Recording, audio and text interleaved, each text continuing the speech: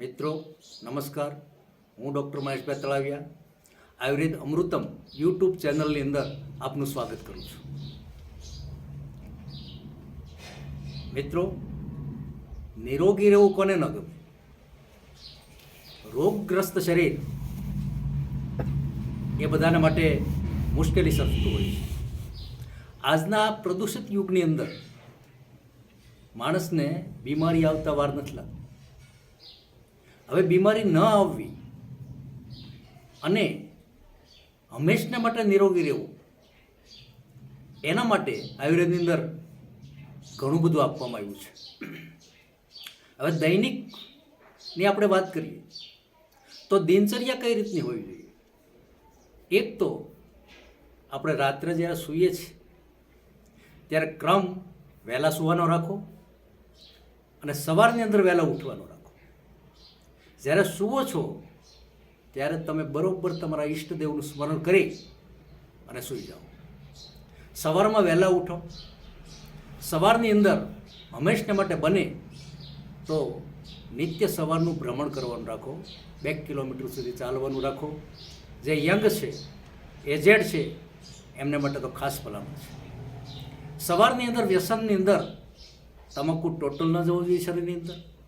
ચા બંધ કરવી જોઈએ અને વિશેષ બને તો જો સગવડતા હોય તો કાયમી ધોરણે એકાદા ફ્રૂટનું સેવન અથવા તો લીલું નાળિયેર છે કે એવા બધા રસનું સેવન એ કરવું બહુ હિતાવ છે. ત્યાર પછી તમે હંમેશના માટે એક કાર્યક્રમ એવો ગોઠવો કે સવારે જે નાસ્તો કરો છો એ નાસ્તો સુપાચ્ય અને હલકો હોવો જોઈએ. ત્યાર પછી બપોરનું ભોજન તમે યથેચ્છ પ્રમાણમાં લઈ શકો છો. જો બને તો બપોરના 2 કલાક સુધી કે કલાક 1.5 કલાક સુધી આરામ કરવાનું રાખો. બરાબર ખોરાકનું પાચન થયા પછી બપોર પછીનું તમારું કાર્ય ચાલુ કરો. સાંજ સુધીની અંદર તમે એવું કોઈ કર્મ ન કરો કે જેનાથી તમારા શરીરને તકલીફ થાય. ઈષ્ટદેવની સાથે રહો. હંમેશને માટે સારામાં સારા વિચારો ગ્રહણ કરો અને બીજાને સારા વિચારો આપો.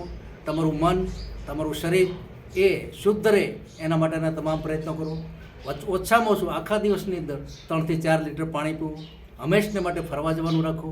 નિત્યક્રમની અંદર તમે જે કંઈક કરો છો એ બરાબર તમારા શરીરને લગતી અને મનને ઈચ્છિત પ્રવૃત્તિ કરો તો જ તમારું શરીર નિરોગી રહી શકે. આ પ્રદૂષિત યુગની અંદર તમારે ખોરાક પણ એ જ રીતે લેવાનો છે કે જે ખોરાક એકદમ શુદ્ધ સ્વરૂપે હોય, પ્રવાહી સ્વરૂપે હોય અને પાચન થાય તેટલો જ બને તો લેવો. વધારે પડતું ખાવું નહીં. આ જે બધી બાબત છે એ આપણા શરીરને લગતી ખૂબ સરસ બાબત છે. મિત્રો, હું આજે એટલું કહું છું, વિવિધ માહિતી માટે તમે મારી સાથે જોડાયેલા રહેજો. આ યુટ્યુબ ચેનલ જે આયુર્વેદ અમૃતમ નામની છે તેની અંદર હું વિવિધ પ્રકારની વનસ્પતિઓ, વિવિધ પ્રકારના રોગો એના વિશે સતત કહેતો રહીશ. જય ધન્વંતરી.